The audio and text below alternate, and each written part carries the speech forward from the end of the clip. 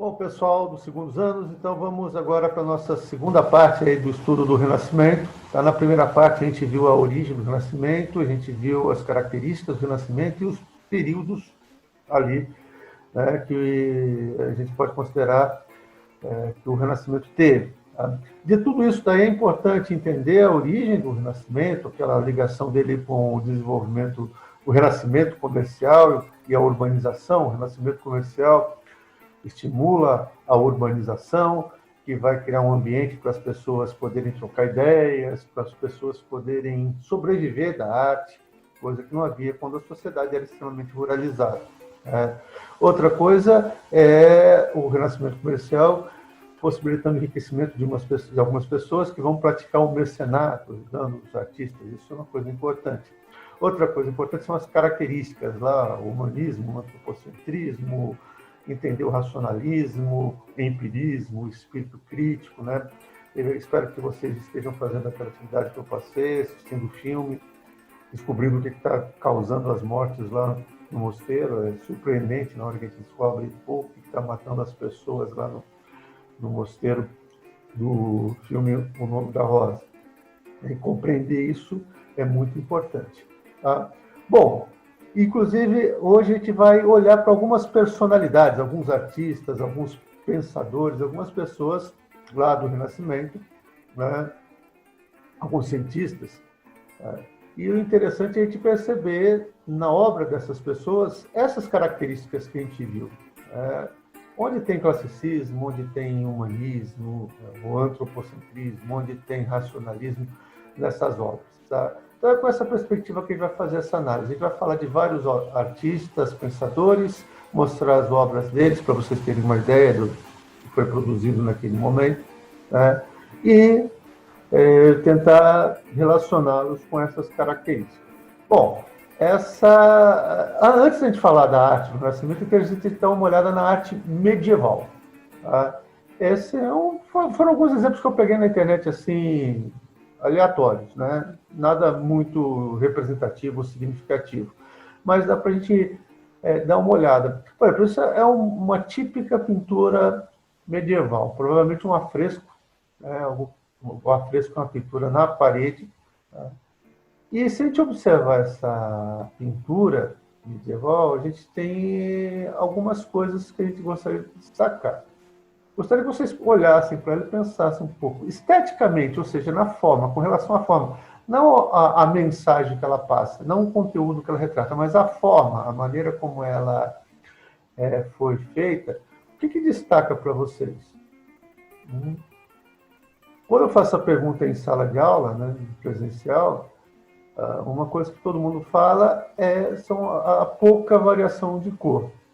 São poucas cores ali. Tem o amarelo, o azul, o vermelho e algo parecido com o roxo, sei lá, que deve ser a mistura do vermelho com o azul. Então, são poucas cores. Isso é uma coisa que destaca.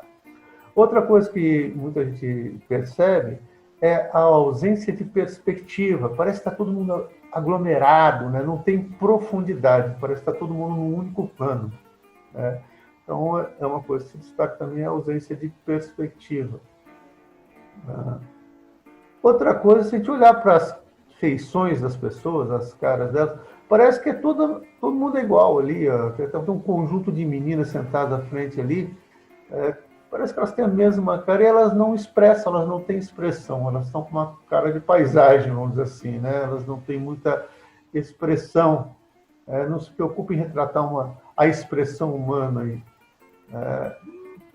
E uma coisa a se destacar é que sempre na arte medieval você tem alguns personagens que se destacam e outros que fazem parte da massa, estão lá. Então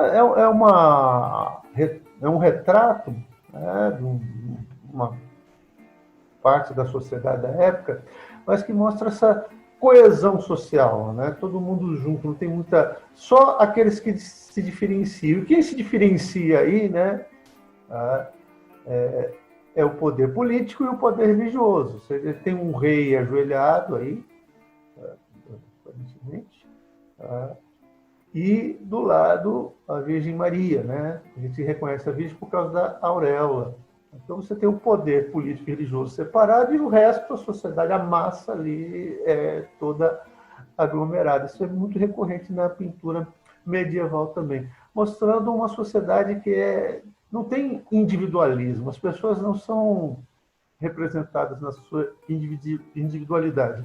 E o que faz com que uma pessoa se destaque não é a sua capacidade própria, o seu individual, mas é o fato de pertencer a uma daquelas ordens, daqueles estados, né, ou ser do clero, ou ser da nobreza.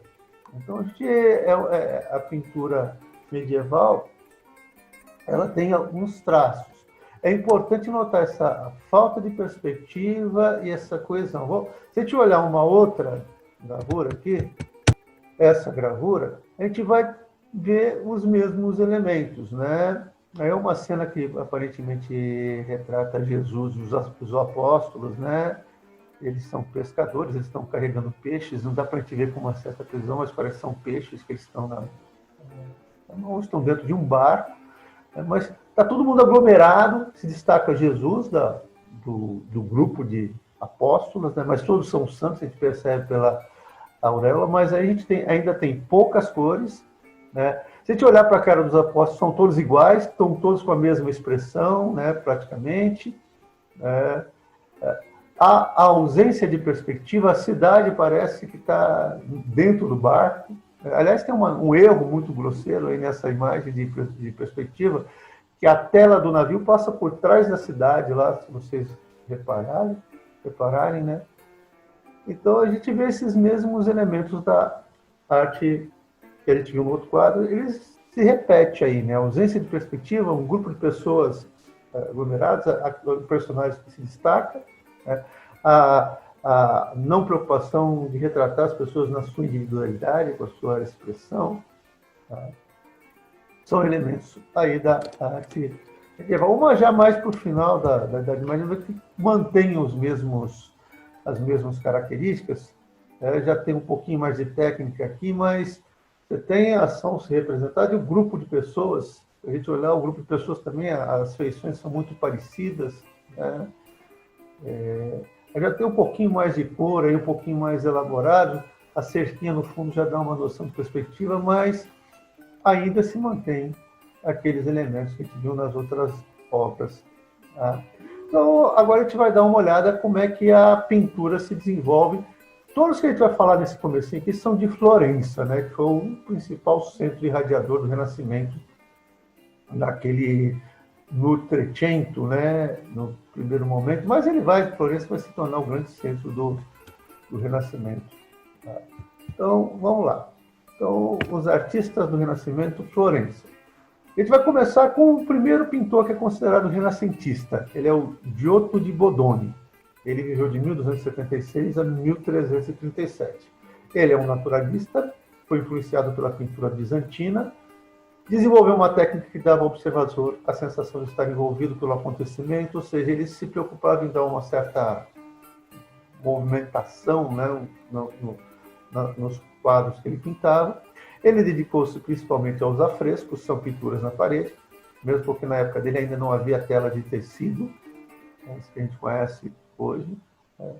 Seus trabalhos famosos são O Massacre dos Inocentes e São Francisco Pregando aos Pássaros. A gente vai ver aqui. Esse é o Massacre dos Inocentes, uma das primeiras obras, pinturas renascentistas. Tá? Se a gente for comparar com aquilo que a gente viu lá da Idade Média, vamos lembrar que ele é um artista do Trecento, e o Trecento ainda carrega elementos da arte medieval, mas acrescenta algumas novidades. Então a gente poderia tentar entender quais são as novidades e o que esse quadro mantém de permanência aí na pintura medieval. Se a gente olhar, tem ainda uma ação que se desenrola, tem uma ação, o Massacre dos Inocentes, né? Pode fazer referência a Herodes mandando matar as criancinhas, embora a representação dos trajes, roupas, prédios não faça referência à época em que o Giotto de Bodoni viveu e não à época bíblica lá do nascimento de Jesus. Mas há ainda aquele grupo de pessoas, quase todos com a mesma feição, que as mulheres, né? No lado aqui você tem algumas pessoas que expressam uma certa indignação, ainda não com muita força na expressão, mas há uma contrariedade, o cara está virando a cabeça para o lado e tal. Então tem alguns elementos novos aí, que tentam mostrar a indignação, a maneira como a cena é retratada, o carrasco aí pegando a criança pelo pé, a feição de dor da mãe da criança, embora não haja uma perfeição ainda estética na forma de desenhar do Giotto, ele traz alguns elementos. Lá no fundo, o fato de ter uma linha em perpendicular, tal, em 45 graus, dá uma noção um pouco maior, né, de perspectiva do que nas pinturas medievais. Essa pessoa mais à esquerda aqui de vocês, né, está olhando assim para as crianças massacradas no chão, também parece que ela está um pouco à frente na cena, então tem um pouquinho de perspectiva aí. Tem algumas inovações nesse quadro do Giotto de Bodoni, que é considerado o primeiro pintor renascentista de Florença. Esse é outro quadro dele, São Francisco pregando aos pássaros, né? Também tem uma sensação, os pássaros voando, dão uma sensação de movimento, coisa que não tinha muito na arte medieval. Bom, contemporâneo do Giotto, um pouquinho depois, é o Brunelleschi. O Brunelleschi não é um pintor, isso não é uma pintura, isso é uma foto. O Brunelleschi é um escultor. Desculpa, escultor não, perdão. É um arquiteto. Ele se destacou na arquitetura. E ele vai utilizar, né, um estilo eclético, misturando torres góticas, colunas gregas, e vai inovar muito na área da perspectiva. Vai usar as colunas com muita elegância, e o estilo dele é o ecletismo, né? A grande obra do Brunelleschi foi, não essa é a Catedral Santa Maria del Fiore, a Catedral de Florença, é uma coisa bonita, lindíssima, e ele não projetou toda a catedral, mas a catedral começou a ser construída, mas chegou no ponto que ninguém arrumava uma solução para construir essa cúpula, chamada Il Duomo, o domo da catedral. Foi o Brunelleschi que foi contratado para construir, finalizar a Catedral de Florença, porque ninguém tinha uma solução técnica. Ele teve que estudar muito para encontrar uma solução técnica que viabilizasse a construção dessa cúpula. Não só a técnica que ele desenvolveu, mas teve que construir máquinas para poder viabilizar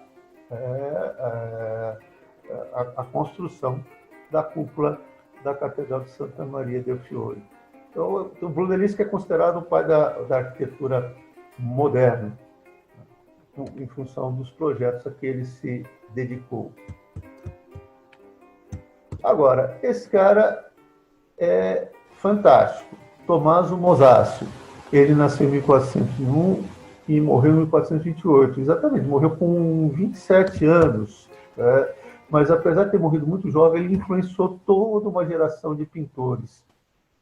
Ele influenciou muito o Renascimento. Esse quadro que a gente está vendo aqui, não um quadro, né, um afresco, uma pintura na parede, é a expulsão de Adão e Eva do paraíso. O que tem de inovação nessa pintura? A gente vê o antropocentrismo com muita força. Primeiro, o corpo humano e o naturalismo, né? O corpo humano sendo retratado com um pouco mais de perfeição. Ainda há alguns problemas de proporção, tal, mas a gente vê uma maior, se comparar com aquelas obras da Idade Média, uma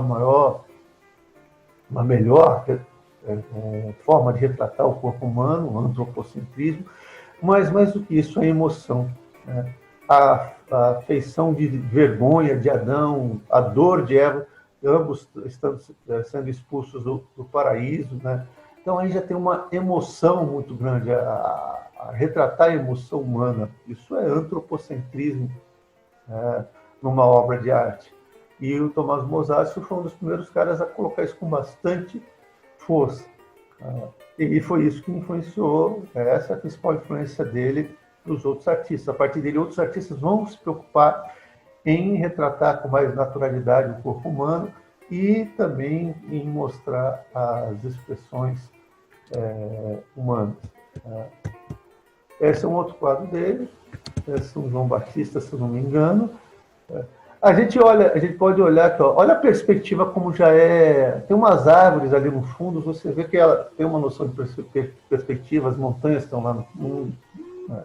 Ele melhorou bastante essa questão de perspectiva. Tem aquele grupamento de pessoas, mas você já vê que é um grupamento diferente, cada um tem a sua expressão, cada um tem uma barba diferente, cada um carrega um tipo de expressão.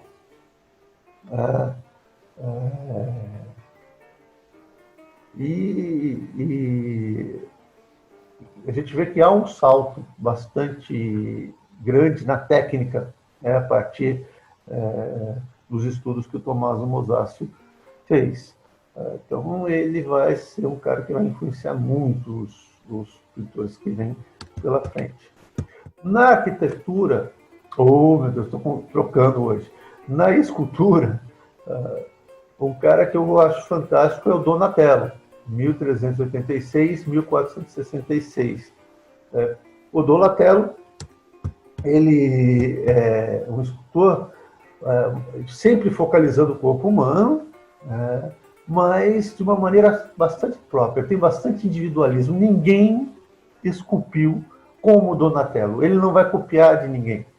Ele vai ter como modelo a arquitetura, a escultura greco-romana, mas ele vai criar um estilo próprio. Você vê 2, 3, 4 estátuas do Donatello, você começa a identificar o estilo dele. Esse é Davi, Davi do Golias. É uma figura meio andrógena, meio... É bem interessante o estilo único, é uma assinatura, olha o individualismo aí. Ele esculpiu as pessoas com o estilo próprio dele. Então, isso não... Então, Davi, embora influenciado pela cultura clássica, foi retratado de uma perspectiva totalmente diferente, que é única dele. Bastante interessante essa marca, essa assinatura do Donatello. Nós temos outras obras dele, essa Maria Madalena, por exemplo. E o Perseu, cortando a cabeça da Medusa, também. É um estilo próprio dele. Muito, muito interessante, Donatello. Já entrando aqui, no 400, temos o Fra Filippo Lippi, que é um frade, era um monge, e um grande observador de pessoas, também fez muitos estudos na área de perspectiva. E essa Madonna, um tema clássico da pintura é a Madonna, da pintura renascentista. O que é uma Madonna? É a Virgem Maria segurando Jesus, criança, no colo. Então, esse tipo de composição é chamado de Madonna. Nessa Madonna aqui, o que chama a atenção é a perspectiva. Se vocês olharem com atenção para o quadro, vai ver que há uma visão de profundidade bastante grande. Se a gente compara com aqueles primeiros quadros que a gente viu da Idade Média lá, que não tinha perspectiva nenhuma. Para fazer isso, gente, é preciso técnica, estudar geometria, estudar bastante como retratar a profundidade.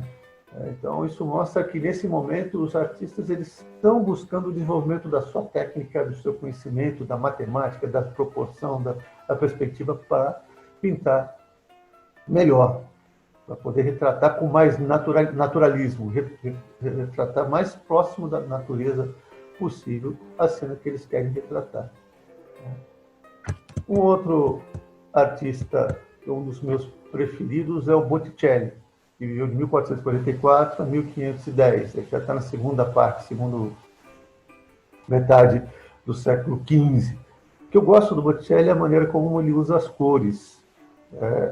Esse é Marte descansando, tema ao classicismo. O tema o Sandro Botticelli vai buscar muito tema na mitologia greco-romana, ao classicismo. Foi aluno do Fra Filippo Lippi. E eu gosto muito da maneira como ele usa as cores. Desenvolveu um estilo próprio também de cor. usar as cores e pinturas. Você vê o quadro dele, você sabe que é dele, tem uma assinatura dele. Então tem classicismo, tem individualismo, tem conhecimento técnico, a busca de novas cores. Para isso tem que estudar química, reagentes, fixadores. É muito. Esse quadro dele, né, que é o Nascimento de Vênus, é muito conhecido. Foi muito reproduzido. Acho que tem, inclusive, na capa do livro do segundo ano de vocês. É o Nascimento de Vênus. É outro quadro inspirado na mitologia greco-romana. Mas vejam que as roupas, né, esse tecido que está ali na mulher que acompanha Vênus ali, é tudo coisa da época do Renascimento. Então, os artistas fazem esse diálogo, né, apesar de retratarem algo lá da Antiguidade Clássica, eles pegam elementos da época que eles vivem para colocar a obra de arte.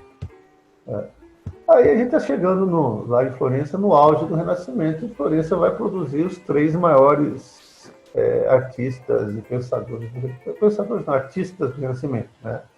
Um deles é o Leonardo da Vinci, que viveu de 1452 a 1519. Está enterrado num castelo na França. Eu pude ver o túmulo dele, né?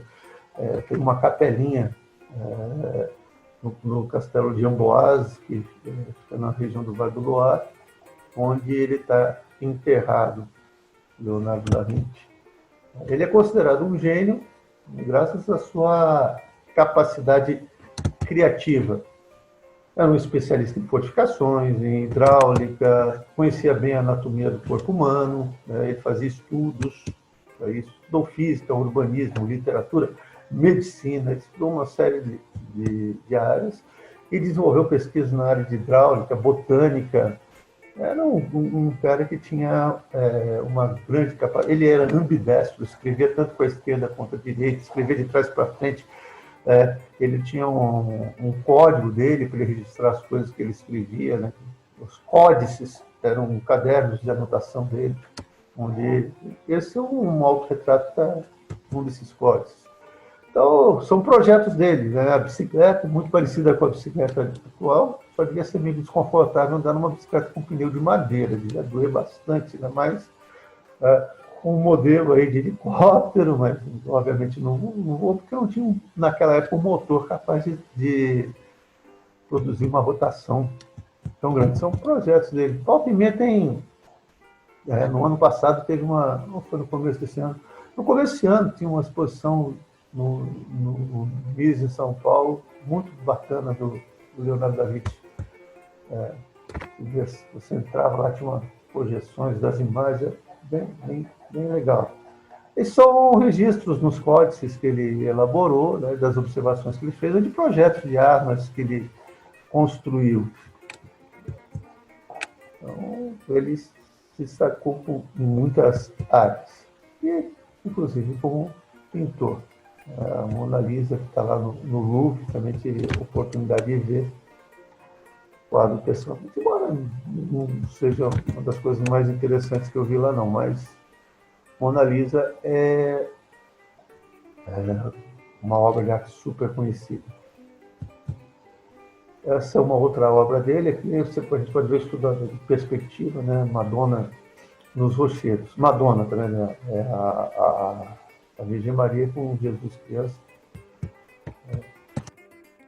Agora, o Leonardo da Vinci, ele é um cara bastante complexo, dedicou a muitas áreas.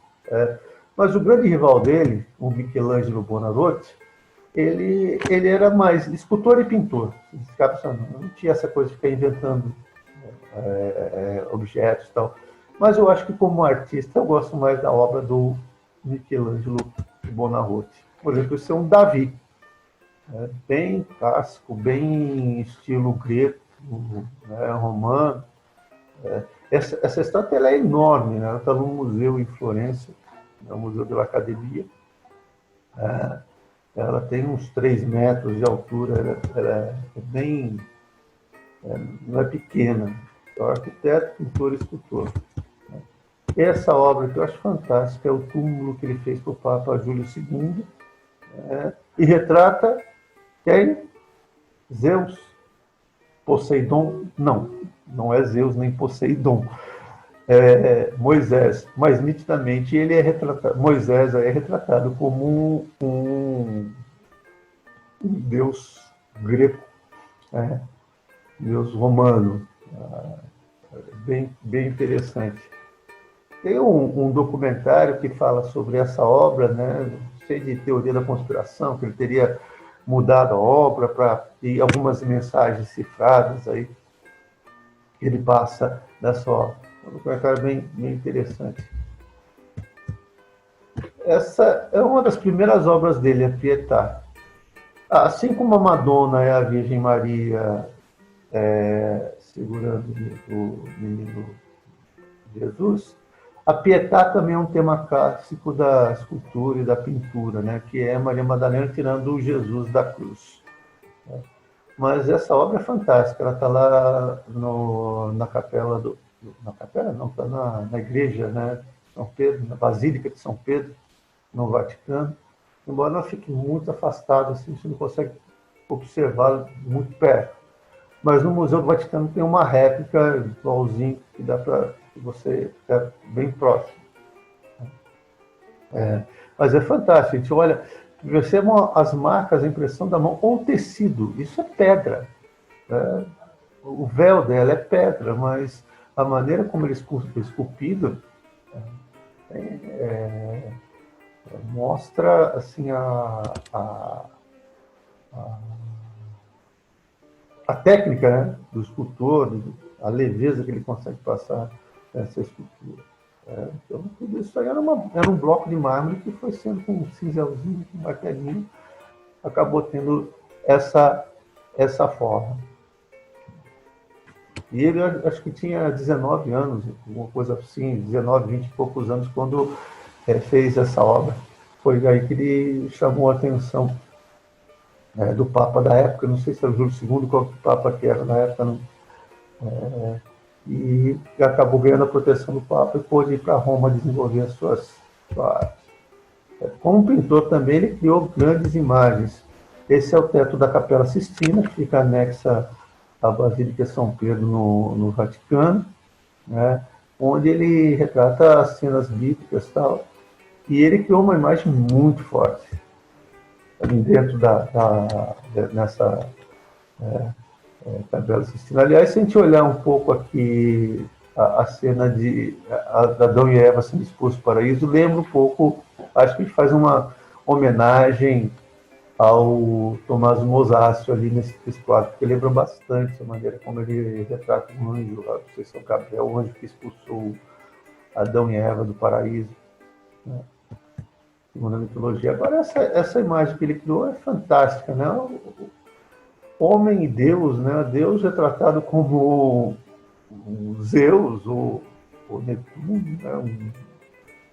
Vamos lembrar que o Deus Jeová, Deus judaico-cristão não tem imagem, né? Mas ele retratou aí pegando como exemplos, como modelo, né, as esculturas greco-romanas. Então você tem classicismo aí, tem antropocentrismo, homem está até maior que Deus aí. Alguns estudiosos veem nessa capa que envolve Deus aí um cérebro, né, se olhar de longe assim, também aí, fazendo uma referência ao racionalismo. Essa imagem é muito fantástica. O Michelangelo Buonarroti. Aí de Florença, Rafael Sanzio, que é o mais novo, contemporâneo, mas um pouco mais novo, todos eles aí, né? Foi o pintor mais popular do Renascimento, Rafael. Pintava Madonas, grande beleza, doçura, cores vivas e claras. Os anjinhos que ele pintava são muito conhecidos, tem lojas de decoração, de reprodução dos quadros dele. Essa é uma Madonna também. Rafael Sanzio também viveu no Vaticano há algum tempo. Particularmente eu gosto desse quadro aqui, que classicismo, a escola de Atenas. Todos os filósofos atenienses aí estão colocados no quadro, ou que viveram apenas, né? Passaram por lá. Então, ele retrata aí o tema que ele vai buscar na filosofia, os filósofos, retratando da antiguidade clássica, retratando esse fazendo uma homenagem, vamos dizer assim, a eles. Então, existem outros artistas em Florença, a gente pegou os principais aí para vocês terem conhecimento. Tá? Agora a gente vai dar uma olhada nos artistas de outras regiões, que têm suas características próprias também. Por exemplo, na Alemanha nós temos dois grandes pintores. Um deles é o Albrecht Dürer, viveu de 1471 a 1528. Ele se destacou nas gravuras, estilogravuras. Esse hipopótamo dele aí, olha, interessante, vocês também têm rinoceros, ali, né? Eu falei hipopótamo, rinoceronte, cara. Esse rinoceronte dele, abaixo tem uma assinatura dele, que é um logotipo. Ele cria um logotipo para assinar o quadro dele. É um A estilizado com um D logo abaixo. Albrecht Dürer. Interessante. Tem um livro acho que é o Símbolo Perdido, do Dan Brown, que ele utiliza esse símbolo do Albrecht Dürer aí para dentro da intriga dele. Bom, ele vincula-se à tradição medieval, Albrecht Dürer, ao estilo gótico, com obras marcadas muitas vezes por temas religiosos, mas ele já usa técnicas semelhantes aos dos artistas da Renascença italiana. Isso é uma xilogravura, né? Ele esculpe isso daí como se fosse um carimbo e daí reproduz várias vezes a mesma obra.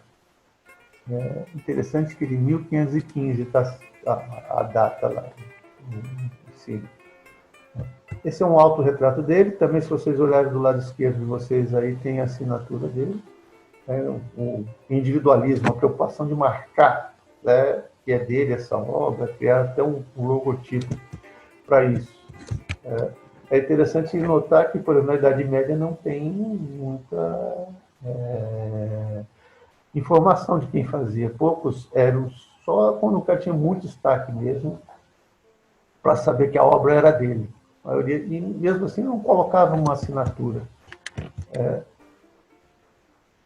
Albrecht Dürer. Esses daí são os 4 cavaleiros do Apocalipse. Então, tema religioso, também uma xilogravura, né? Reproduz-se várias. Mais abaixo tem a assinatura, bem no fundo aí, a assinatura dele. O outro pintor da Alemanha é o Hans Holbein, 1497 a 1543. Esse quadro aí são os embaixadores. Ele é retratista, ele fez bastante retratos de Henrique VIII, Erasmo de Roterdã. Ele retratava pessoas, era muito cotado para fazer o retrato dessas pessoas. Mas esse quadro aqui chama a atenção os embaixadores e os objetos que tem ali, né? Tem um globo terrestre, um alaúde, livros, tá mostrando o quê? Fazer uma referência a esse conhecimento, né, científico, esse conhecimento que começa a ser valorizado no Renascimento. Agora, vocês vão pensar, teve um erro aí, tem uma imagem estranha ali, né? Parece uma pena, não sei, alguma coisa assim. Essa imagem, ela não é um defeito da foto, ela está no quadro. E ela gera uma série de especulações entre os historiadores da arte. O que seria essa imagem? Alguns acham que é uma caveira distorcida. Ela cria uma grande polêmica dentro da história da arte, essa imagem que está aí em primeiro plano no quadro. Mas olha a noção de perspectiva que ele tem, assim, é perfeito, parece uma foto. Ele foi um excelente retratista, o Hans Holbein. É um detalhista muito minucioso. Vamos ver aqui. Esse é um dos retratos dele de Henrique VIII.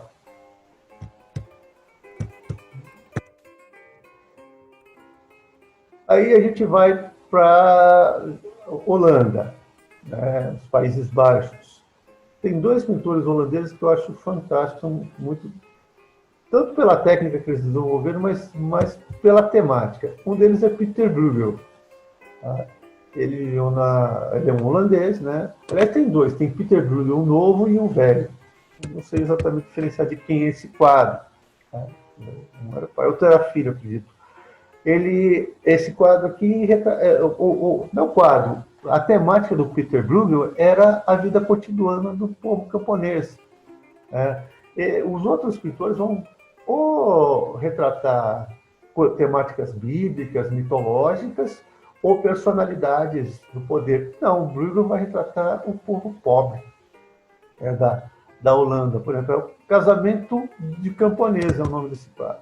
E ele foi um notável paisagista. Então, aí vai lá no Casamento de Camponês e retrata o que está acontecendo. Isso é bem bacana, eu acho, essa temática dele. E esse quadro dele é fantástico, Cego guiando cegos, né? É baseado numa parábola da Bíblia, mas a maneira como ele retrata aqui é muito forte. Né? Então, o primeiro cego cai no buraco e os outros vão atrás dele, né? Vão caindo juntos. Né? Muitos livros trazem essa imagem um pouco para retratar o que acontecia na Europa naquela época, né? Cego guiando cegos, ou seja, ninguém sabe para onde está indo muito bem. Esse momento da Europa é um momento de tanta transformação, é um momento de mudanças sociais, urbanização, surgimento da burguesia, mas também um momento, né, de peste negra, crises, guerras, os Estados nacionais estão se formando, isso vai levar a uma série de guerras. Né? Então, as pessoas estão meio perdidas. Depois de 1000 anos ali, vivendo numa sociedade com poucas mudanças, eles entram numa era de muitas mudanças aceleradas. Né? Na maneira de pensar, na maneira de ver o mundo. E cego guiando cegos. Ninguém sabe exatamente para onde a Europa estava caminhando naquele momento. Né?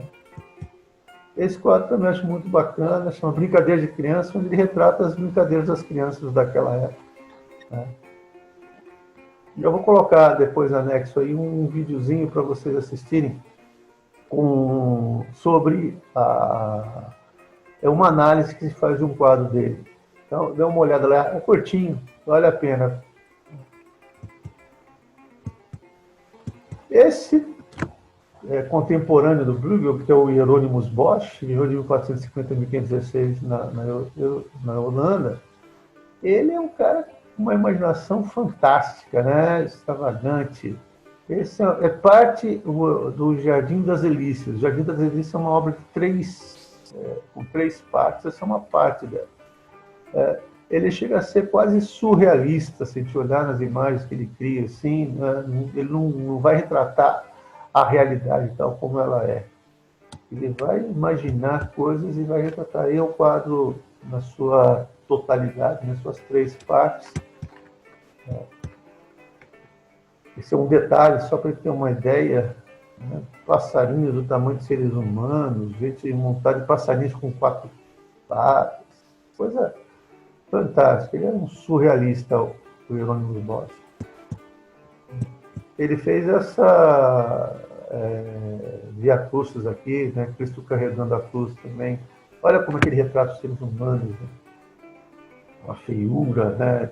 Ali está carregada a ambição, maldade, crueldade na maneira de retratar os seres humanos. Só Maria Madalena e Jesus é que têm uma afeição tranquila, pura. Maria Madalena parece que carrega uma imagem estampada ali, deve ser algo representando o sudário, que foi quando envolveu Cristo, quando ele foi tirado da cruz, segundo a tradição religiosa. Então, bem interessante, Hieronymus Bosch. A Espanha, nós temos o El Greco. Ele é espanhol, mas ele foi estudar na Grécia, por isso que ele é chamado de El Greco, viveu de 1541 a 1614, que também usa, né, as cores de uma maneira bastante própria, ele retrata as pessoas de uma maneira bastante própria. Esse é um tema bastante explorado também na Volta à Volta aqui. É Laocoonte e seus filhos. Lá conta aquela história lá do adivinho que ia avisar que o cavalo de Troia ia destruir Troia, né? E aí Netuno mandou uma serpente para devorá-lo na época, bem no momento que ele ia contar para o Príamo, o rei de Troia, que o cavalo que os gregos tinham deixado lá ia destruir a cidade. Então é um quadro que retrata essa... e a serpente devorou, né, o Laoconte e os filhos dele. É um tema bastante clássico na arte. Outra, Pietà, Cristo sendo tirado da cruz, mas olha como ele usa as cores, né? O corpo humano azul, é uma coisa própria também, um estilo próprio dele, tem bastante individualismo aí, classismo e outras características nessas obras do Greco. Okay. Bom, sobre pintores, a gente fez um panorama, existem diversos outros, né? Esse é um panorama de alguns dos principais, para vocês terem uma ideia. Tá? A Inglaterra, por exemplo, ela não produziu nenhum pintor, lógico que tinha pintor lá, mas nenhum que tivesse tanto destaque quanto esses que eu mostrei para vocês. A Inglaterra ela teve destaque muito na literatura. E aí os dois principais representantes do Renascimento inglês são escritores. Um deles é Thomas Hobbes, Thomas Mouros, perdão. Thomas Mouros viveu de 1478 a 1535. Ele era primeiro-ministro do Henrique VIII. A gente vai falar muito dele na próxima semana, quando falar do Henrique VIII, quando a gente falar da reforma religiosa. E o Thomas Mouros foi executado pelo Henrique VIII, inclusive. Depois eu conto essa história na próxima aula, porque ele foi executado pelo Henrique VIII. Mas ele, antes de ser executado, obviamente, escreveu um livro muito importante chamado Utopia. Ele criou a palavra utopia. Utopia era uma ilha, a palavra significa nenhum lugar, topos, em grego é lugar, nenhum. Então, nenhum lugar. E ele imagina essa ilha, tudo perfeito, como a sociedade deveria ser. E aí a palavra utopia acabou entrando no vocabulário das diversas línguas, inclusive o português, significando uma sociedade perfeita, uma sociedade onde as coisas funcionam de maneira ideal. Então, para escrever esse livro, ele se inspirou muito no relato do Américo Vespuccio, que é sobre a América. Mas para ele escrevia coisas do tipo, né? Em utopia, as pessoas preferem adorar o brilho do sol do que o brilho dos metais preciosos. Em utopia, o governante não usa coroa, ele usa um ramo de trigo, e ele não recebe nenhuma atenção especial ou diferente por ser governante. Ele recebe o respeito das pessoas por agir de forma correta. Então, ele vai descrevendo utopia numa sociedade onde não existe ganância, onde as pessoas dão valor para as coisas que realmente têm que ter valor, onde o poder é exercido para criar a igualdade e a justiça e não para oprimir ou manter o privilégio de alguns nessa ilha. Essa é a temática do livro do Thomas Mouros. Não é à toa que ele foi executado e perdeu a cabeça. Bom, outro cara bastante conhecido, todo mundo conhece, William Shakespeare, né? Autor de Romeu e Julieta, Hamlet, Rei Lear, né? Diversas obras. É um representante do Renascimento inglês. É interessante notar como o Shakespeare ele vai trazer essas características do antropocentrismo, do humanismo para suas obras. Então, o teatro shakespeariano ele vai falar de amor, de traição, de ganância, todos sentimentos extremamente humanos. Lembrando que eu falei na aula passada, a abertura de Hamlet, ele vai falar, que obra-prima é o homem, como é infinito nas suas faculdades, que parece um anjo na sua inteligência. Então, ele vai fazer um grande elogio ao ser humano nas suas obras. William Shakespeare. A França também não teve pintores, mas não assim de grande destaque nesse momento do Renascimento, né? Mais para frente a França vai ser o centro da pintura, mas nesse momento não. Temos dois escritores bastante importantes no Renascimento francês. Um deles é o François Rabelais. Não se tem certeza, mas provavelmente tenha nascido em 1495 e morrido em 1553. Ele escreveu diversos textos, o mais importante é Gargantua e Pantagruel. Esse texto, o Rabelais escreve uma sátira criticando os costumes da época, principalmente a tirania dos reis, o dogmatismo da igreja, criticando a guerra. Então, a temática dele é uma temática bastante crítica àquela sociedade que vivia naquele momento. E também temos nessa época o Michel de Montaigne, de 1533 a 1592. Ele escreveu uma série de livros, eles são chamados de ensaios, são diversos volumes, né, dos ensaios, ele vai escrevendo ao longo da vida dele, onde ele faz reflexões filosóficas sobre o mundo que ele está vivendo naquela época. Então, o Montaigne ele vai criar um estilo que ele vai debater com o leitor dele. Assim, ele vai... veja isso que está acontecendo na América. Então, vários verbetes do Michel de Montaigne são interessantes para a gente entender a visão dele, mas uma visão representativa do período sobre diversos assuntos daquela época. A Espanha. O Renascimento ele foi muito... Embora a Espanha tenha... O Renascimento espanhol tenha tido um nome de peso, né? O Miguel de Cervantes, por exemplo, mas a ação da Igreja Católica em Espanha e Portugal era muito rígida, né? Ali teve uma inquisição muito forte. Vocês puderam, se assistiram um filme Nome da Rosa, puderam ter ideia de como a Inquisição agia. Na Espanha, a Inquisição foi muito feroz. Perseguição aos chamados hereges, aqueles que não aceitavam, não é que não aceitavam, que não seguiam as determinações da Igreja, foi feita com muita violência. Então, o Renascimento teve um início bem cedo na Espanha, mas, em virtude dessa Inquisição ser muito forte na Espanha, ele foi meio podado. O grande nome do Renascimento espanhol é o Miguel de Cervantes, que viveu de 1547 a 1616. Ele é autor de Dom Quixote. Todo mundo já ouviu falar da história de Dom Quixote.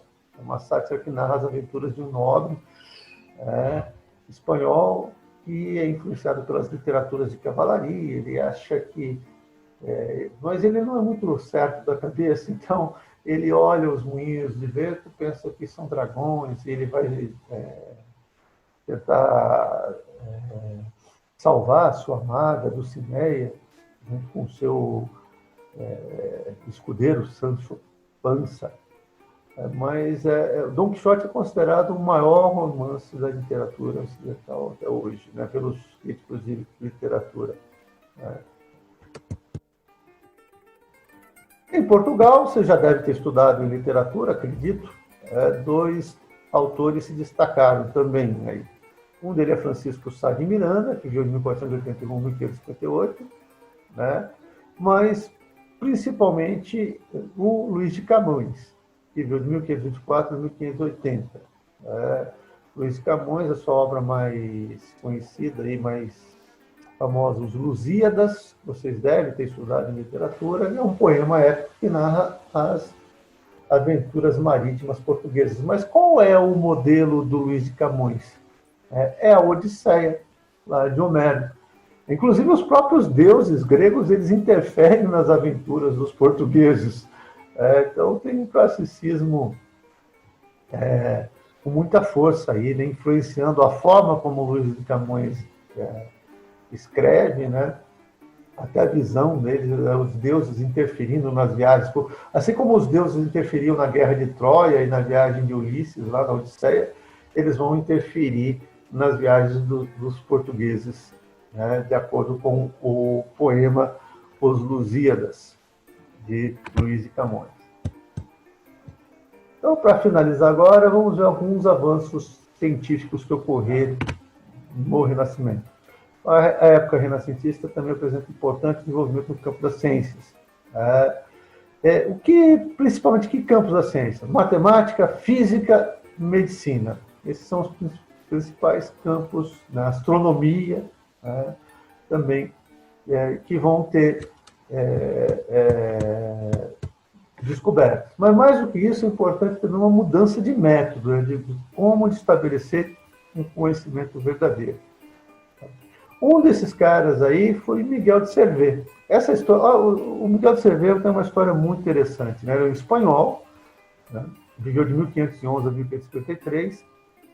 Na Espanha, ele estudou teologia. Era apaixonado por teologia.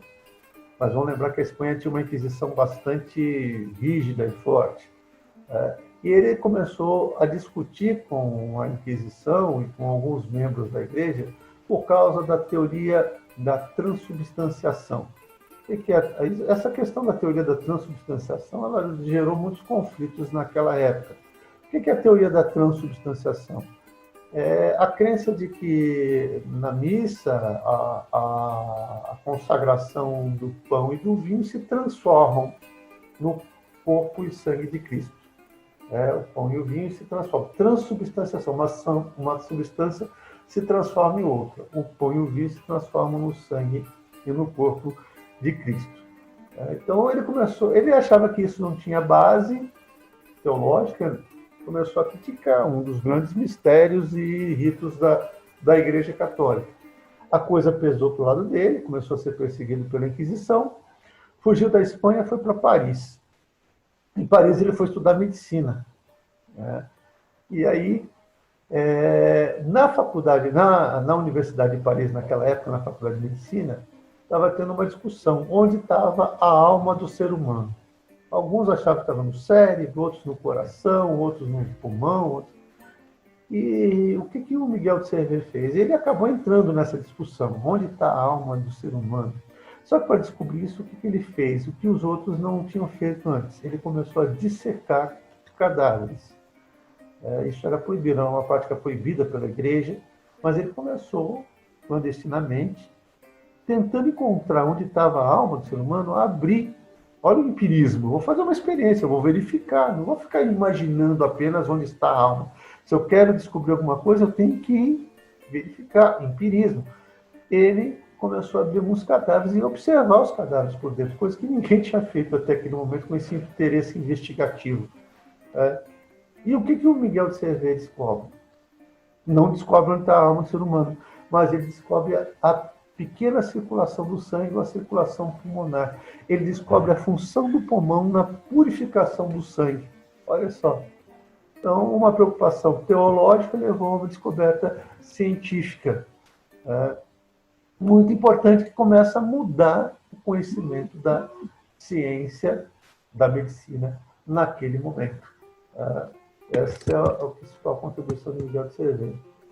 Um cara importante, esse filósofo aqui, Francis Bacon, viu em 1561 a 1622, ele escreveu um livro chamado Novum Organum. Nesse livro, ele vai descrever um método indutivo de conhecimento, ou seja, é um método científico. Para ele, a partir da observação das coisas concretas, a gente pode chegar à compreensão de leis e processos mais gerais ou universais. Então, para ele, o conhecimento científico só seria alcançado por meio da observação e da experimentação. Ele é um grande defensor do empirismo, então é considerado o pai do empirismo ou do método científico. Embora ele não tenha feito nenhuma descoberta científica propriamente dita, ele fez algumas experiências discutindo, inclusive, para poder argumentar, dar os argumentos, defender a sua ideia, mas a grande contribuição dele é um método para chegar a um conhecimento científico. Francis Bacon. William Harvey, 1578 a 1657, ele já está bem no finalzinho aí do Renascimento, já quase fora do Renascimento. Ele é um fisiologista e anatomista, que completou o conhecimento do Miguel de Cervé e desvendou a circulação sanguínea, a grande circulação sanguínea, o papel do coração como uma bomba pulsando o sangue pelo corpo. Então, a partir daí, a medicina começa a se desenvolver bastante. No campo da astronomia, nós temos o Nicolau Copérnico, 1473-1543. Ele era um astrônomo e escreveu um livro sobre as evoluções dos corpos celestes, no qual ele vai defender com muita força a teoria heliocêntrica. O que é a teoria heliocêntrica? Prevalecia há muito tempo, na Idade Média, a teoria geocêntrica, que a Terra está no geocêntrica, a Terra está no centro do universo e tudo gira em torno da Terra. A partir de algumas observações que ele fez, o Nicolau Copérnico ele começou a questionar, olha o espírito crítico, começou a questionar essa verdade de que a Terra estava no centro e propôs um outro modelo, um modelo chamado heliocêntrico, no qual a Terra e os outros planetas giram em torno do Sol. Ele fez isso a partir do empirismo, da observação do movimento das estrelas. Então, o heliocêntrico, hélio, Sol, em grego, no centro os planetas girando em torno do Sol. Essa era a proposta dele. Foi perseguido por causa disso, mas quem vai dar um passo adiante nessa questão foi o Galileu Galilei, que já falamos dele na aula passada. O Galileu Galilei, que viveu de 1564 a 1642, ele é considerado o fundador da física moderna. Ele foi o primeiro a usar o telescópio, né? Ele não inventou, mas ele aperfeiçoou o telescópio e ele pôde observar coisas que o Copérnico não tinha observado. E por isso ele chegou à mesma conclusão que o Copérnico, mas com mais elementos para demonstrar e provar a visão dele. Galileu Galilei. E para finalizar esse trio aí, Johannes Kepler. O Kepler, que viveu de 1571 a 1563, ele vai avançar um pouco nas descobertas do Copérnico e do Galileu. Porque para o Galileu e para o Copérnico, os planetas tinham uma órbita circular perfeita. A órbita dos planetas em torno do Sol era um círculo perfeito. O Kepler sabia que isso não batia com os cálculos do Kepler, com as observações dele. E aí ele consegue determinar exatamente como eram as órbitas dos planetas. Uma órbita elíptica, ou seja, em alguns momentos os planetas estão mais próximos do Sol, em outros momentos eles estão mais distantes. Ok? Então, pessoal, é isso daí. Tá? Demos uma visão geral aí sobre os avanços, de uma forma mais pontual aí, que ocorreram no Renascimento. É importante notar que todos esses descobrimentos que estão sendo feitos, essas descobertas, esses avanços científicos, tá? Eles contaram com o apoio de algumas invenções que surgiram naquela época. Por exemplo, a imprensa, né? Johannes Gutenberg, no finalzinho do século XV, ele inventou os tipos móveis, né, que permitiu. Antes, se alguém quisesse ter um livro, tinha que escrever à mão o livro todo. Havia os copistas na Idade Média. Assistiu o filme Nome da Rosa, viu os copistas lá que ficavam copiando as páginas do livro. E o Johannes Gutenberg, ele inventou os tipos móveis, que as pessoas montavam um texto com letras invertidas, tipo um carimbo, né? Imprimia quantas páginas queriam ali e tal. Depois desmontava aquele texto, montava outro, que imprimia. Então, a invenção dos tipos móveis permitiu, a invenção da imprensa, permitiu uma maior produção de obras literárias. Isso contribuiu bastante para a disseminação do Renascimento. Outra coisa importante que a gente falou daqueles escritores do Renascimento, vamos lembrar que eles estão vivendo num momento em que os estados nacionais estão surgindo.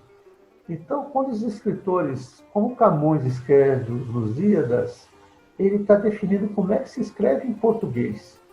Eles estão ajudando a definir a língua nacional, porque antes só se escrevia em latim, né? Então, quando Shakespeare escreve suas peças, ele está definindo a língua inglesa. Tanto que ele criou uma série de palavras e expressões, o Shakespeare. O Camões também teve que escrever isso. Né? Quando o Dante Alighieri está escrevendo a Divina Comédia, ele está definindo como é que se escreve em italiano.